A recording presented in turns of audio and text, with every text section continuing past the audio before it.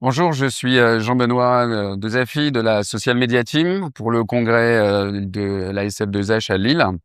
Je suis avec le docteur Abbas, qui est interniste et médecin infectiologue aux hôpitaux universitaires de Genève.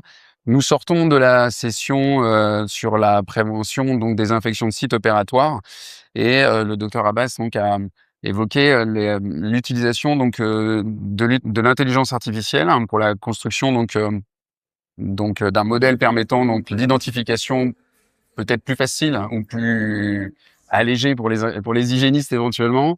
Est-ce que vous pourriez nous donner un petit peu l'exemple que vous avez pu mettre en place, enfin le modèle que vous avez mis en place sur les HUG et qui vraisemblablement donne envie de pouvoir le déployer aussi en France pour nous alléger un petit peu cette étape donc d'identification des ISO.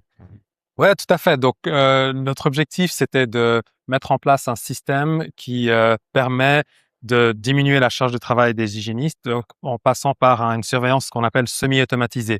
C'est-à-dire que euh, l'algorithme va déterminer des probabilités d'infection ou pas d'infection, et si la probabilité est faible, ben, ces cas sont plus à investiguer.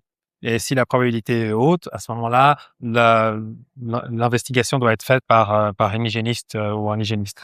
Très bien. Et est-ce qu'il y a une perspective pour, je dirais, aller peut-être encore plus vite et faire quelque chose en temps réel? Mhm.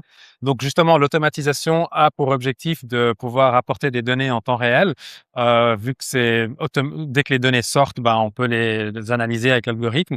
L'autre chose, c'est que en fait, on a comparé des modèles d'IA, d'intelligence artificielle, et des modèles de règles de classification, et les deux ont des performances un peu différentes. Donc l'IA a une meilleure capacité à réduire la charge de travail, mais va louper plus d'infections que le modèle de règles. Donc nous, ce qu'on a implémenté au HUG, aux hôpitaux de Genève, depuis le 1er janvier, c'est le modèle de règles pour la détermination, y a-t-il eu une ISO ou pas.